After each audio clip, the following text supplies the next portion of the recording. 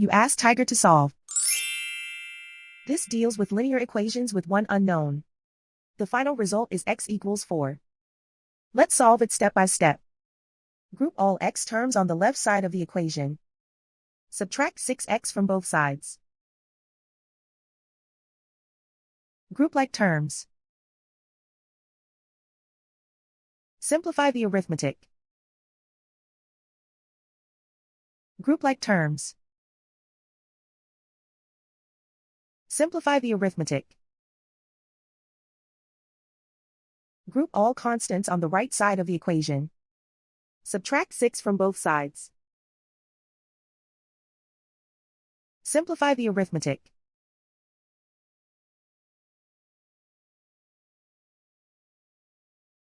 Isolate the x. Divide both sides by 4. Simplify the fraction. Find the greatest common factor of the numerator and denominator. Factor out and cancel the greatest common factor. And so the final result is x equals 4.